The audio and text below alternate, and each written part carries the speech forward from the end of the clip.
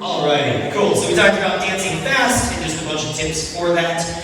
First one I just mentioned was that your connection needs to be a little bit stronger and a little bit heavier than it usually would be. It just takes a little bit more power to move your follower that fast. And then once they're going that fast, they need a little bit more help stopping. You can't really see this if I do it. You can't necessarily see the difference. But I can tell you that however my partner feels at this speed, when we go this fast, it's more.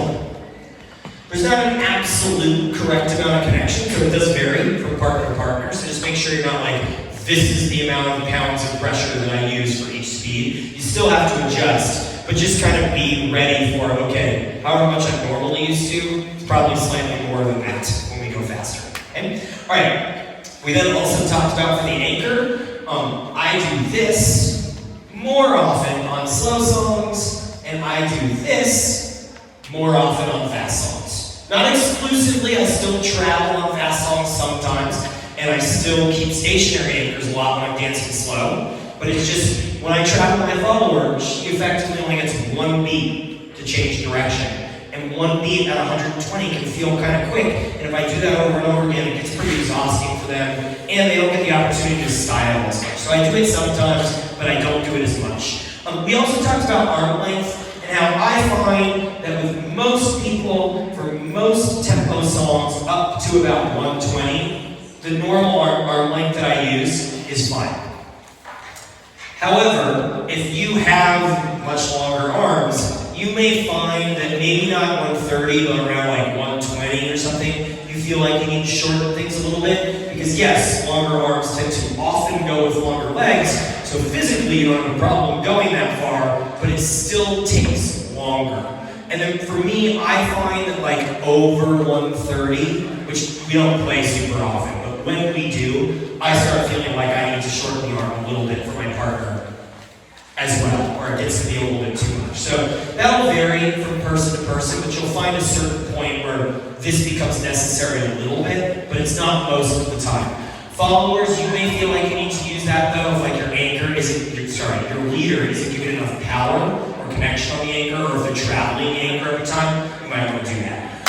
Followers, remember to make sure that you are finishing connecting to your moments, right? Your anchor, your 3 to the sugar push, 3 to the whip, that you're not cutting them short. A lot of times when we practice things on our own, we cut motions short to get to the next one. Like we want to do a sugar push like this, because there's no connection there. But if you do that with a partner, she leans back on 3, and then forward on 5 and 6, she doesn't get help from me. So you want to make sure you finish committing to this. And even though that's more difficult to do on your own, it's actually easier when you have help, assuming you have help. Give the leader the chance to do it correctly first, and then if they don't, you can start changing your pitch and shortening your arm to compensate. We then talked about leaders, how on faster songs, I'm more likely to add bonus beats at the end of something if it doesn't feel like we're quite ready to go. I'm also more likely to choose the longer version of the pattern. So like on a slow song, I might go 1, 2, 3, and 4, 5, and we're ready. 1, 2, 3, and 4, and I might do a cutoff like this. 1, 2, 3, and 4, 5, and 6. But on a faster song, on a fast song, I'd probably go like this. 3 and 4, 5 and 6, 2 more beats. 1, 2, 3 and 4, and then we'll cut off. 1, 2, take our time. 5, 6, 7, and 8 instead, which makes that not feel as frantic.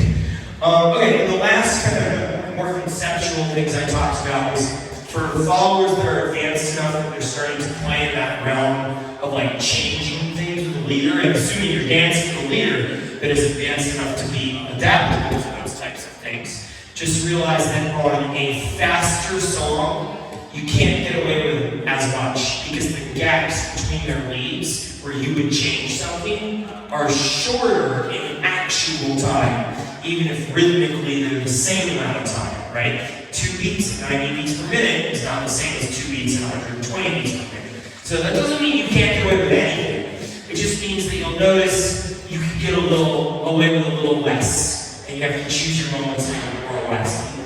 Leaders, we talked about for you that assuming you're doing everything correctly here, you should be able to dance, go, go, go, full speed ahead, keep up with everything to 120 or